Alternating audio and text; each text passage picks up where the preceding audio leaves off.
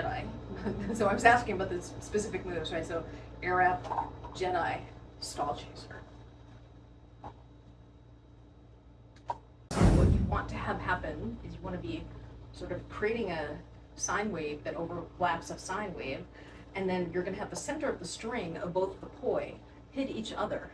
As they hit the poi that has downward energy, so the one that's going like this, you have to continue pushing downward. Just as with the one you have upward energy, you want to continue pushing upward, and you want to apply equal and opposite force as you're doing it.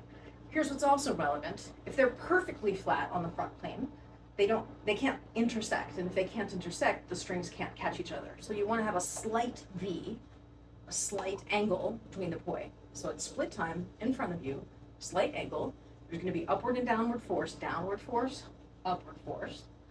At the point that they hit, you want to follow through with the appropriate energy so that you're continuing to push the poi through, because it's losing some of the energy to the rotations that are happening.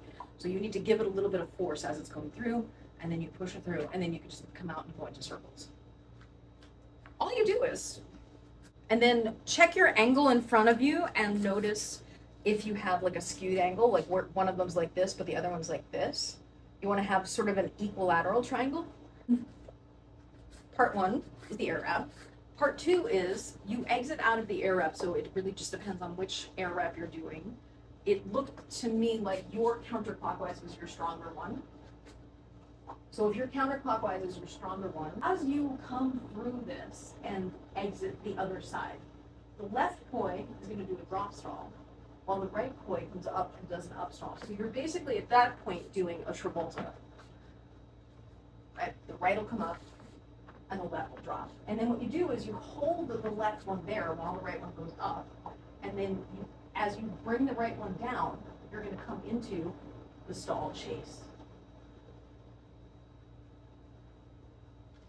Now, there's a couple things that helped me when I was starting out with the stall chase. First of all, you move it, I think, slower than you think you need to move it to catch it up, because you have to wait all the time that it takes. Right? So if my hand goes up here like this, when I come back down, I have to wait until the head is passing here, because you don't actually move the hand until it's hand to hand.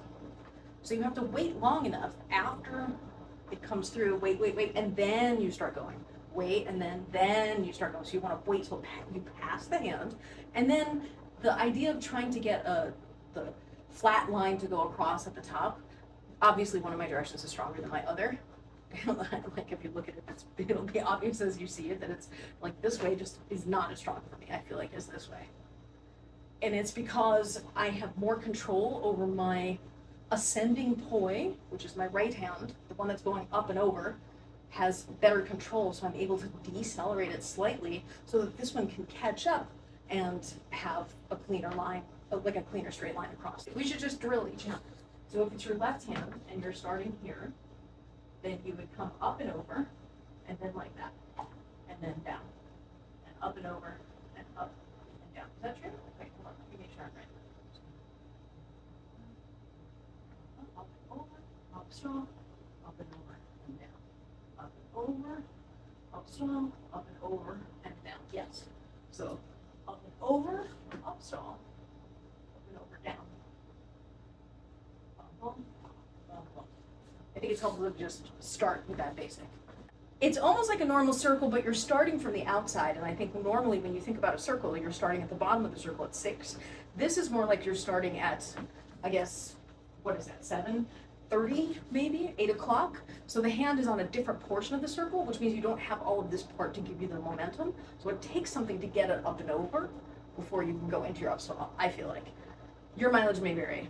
It's just because it's starting from a different point. I feel like this, you have more opportunity to get the momentum going. This one is expecting, as you come up and join the circle, it should be coming over the top, sort of like this, as opposed to this, where it's out to the side, right? So what you're trying to do is cut it so that it can be flat across here and flat across here, which requires just the right amount of acceleration. Up and over, stall, up and over, and down.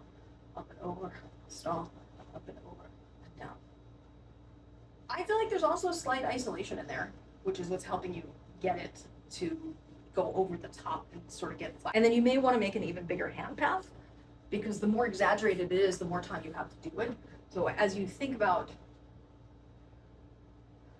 the whole pattern, think about big motions, big circles like this, as like right now you're doing tiny little things like this.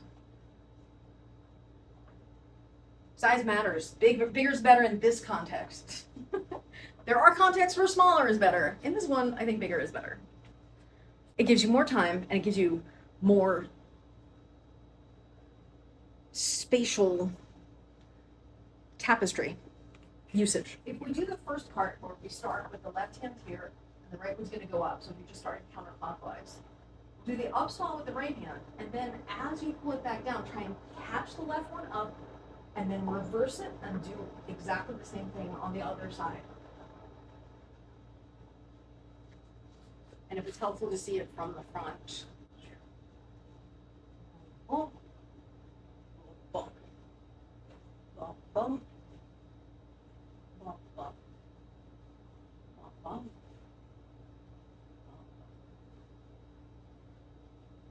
The stall chaser. So the stall, and then you're chasing the other one. And you stall and you chase. Yes! Oh, I love it when you stick it up there like that. No, I'm really just only talking about an up stall, I promise.